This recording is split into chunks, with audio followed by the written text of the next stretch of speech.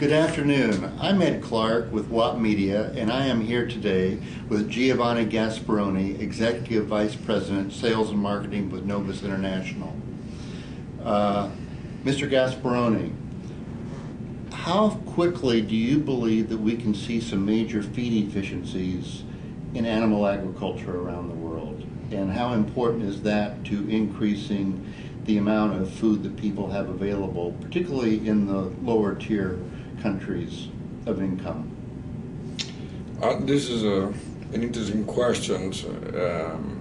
First of all, thanks for for having me here. We have different efficiency in terms of how we produce and we convert feed into food around the world. I think that is very important to have that baseline, that assessment. The other part, I think, we can improve by increasing the effectiveness of management and feeding the animals at least 10-15% in the Asian part of the world, and perhaps less, 5%, 8%, and it depends, it varies obviously by country, but more on the old world and the Americas.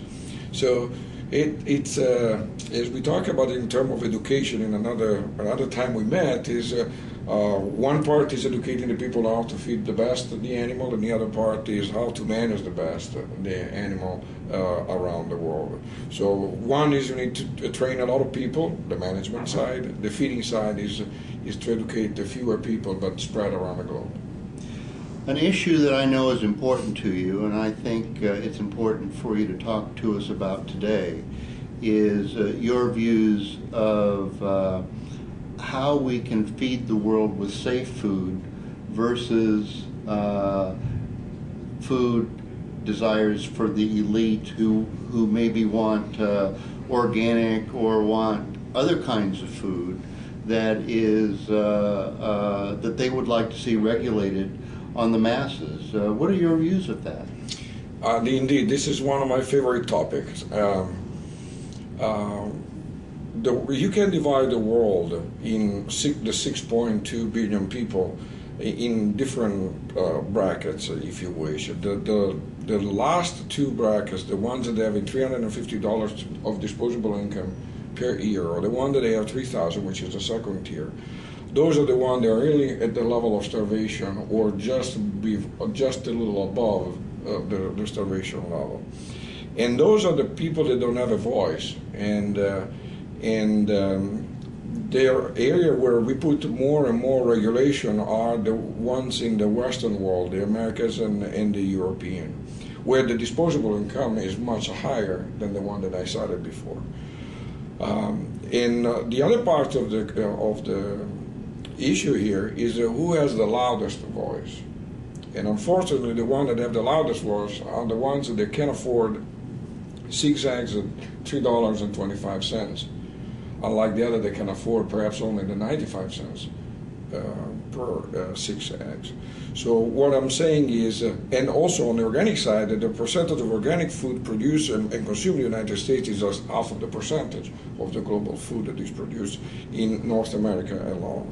So I respect the taste and the desire and the marketing strategy of all the different companies and the consumer. But at the same token, I just want to make sure that the people that have less disposable income have the possibility to access affordable food. And definitely the people that have the possibility to spend more should not be the one dictating how the poor will eat in the years to come. And this is very important because the disposable income is growing very according to the growth of the economy in the world.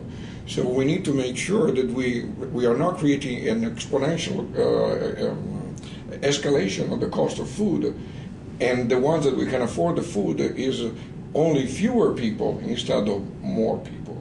So the topic that we are discussing here at the World Agricultural Forum is very pertinent, because as we getting more and more concerned about the 9 billion people that we will perhaps have in 2050, so in the next 30 years, I'm really concerned about the urgency of making sure that we have food available for everybody in the world today.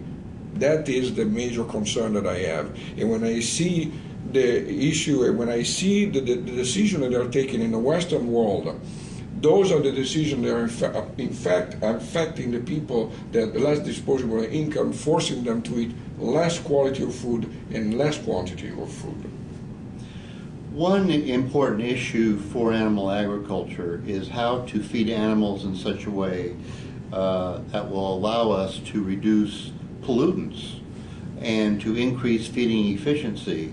And I know that as a company, Novus is heavily involved in this. Could you explain to us how this can be accomplished? Yes, we do. This is really something that we are doing on a constant basis with all the sales people, the technical people, and the R&D people that we have in our organization. It's an education mission. It's an education mission in the sense you need to work with different parts of their companies that we are dealing with, our customers, the 3,000 customers that we have around the world, and working with them, understanding their reality, because animal agriculture is different in different parts of the world. So you need to have a very deep knowledge of what's happening at the local level, and working with your customers, try to see their side of the equation, but by the same time see how we can improve upon the baseline that they have, what they are currently doing. And you have a simpler diet, if you wish, in North America and in Brazil, corn soy-based diet. So you need to work with them in terms of a digestible amino acid, total amino acid, a ratio energy versus amino acid, and at the same time management, ventilation, type of direction or structure of the houses that they have, renovation of the houses, transportation, and so forth. When you go to the other parts of the world, when you go to less developed countries like China, Thailand, India, or Africa or Sub-Saharan Africa, they all have different type of challenges. Is by knowing those challenges, by help them in exchanging best practice or improving the practice that they have. That is how you will get to a more efficient way of feeding the animals.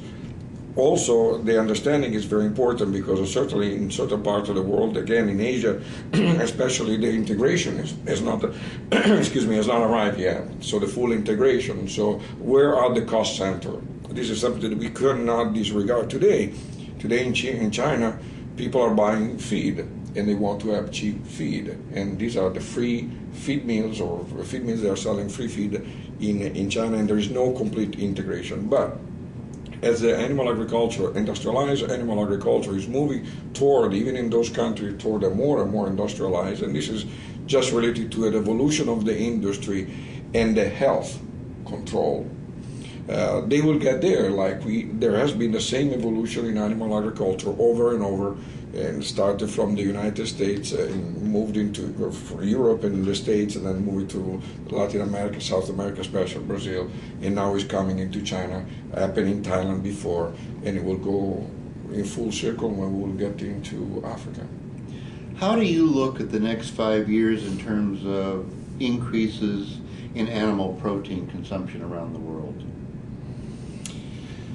Animal production, we monitor the animal production every year. This is really part of our job, to understand the mapping of all the different type of production, from chicken, eggs, and all the way to milk and pork and beef. On average, and aqua, which is very important. On average, beside aqua, which is the one growing the fastest, maybe 5-6% companion annual growth rate, and we see this definitely for the next 5 years. All the other meat will grow between 2% and 3%, as the growth of population will continue, and also driven off the growth of per capita income. Now, this will be in the next 5 years. We will have a little dip in our growth because we see our financial crisis, how severe is the current financial crisis. So population will continue to grow, which is one of the drivers, and the second one being the income. So in general, protein will be on average 2%, and you will see chicken going perhaps 2.3, 2.5%. Although today is very, very slow, and other type of meat like beef and pork growing a little slower.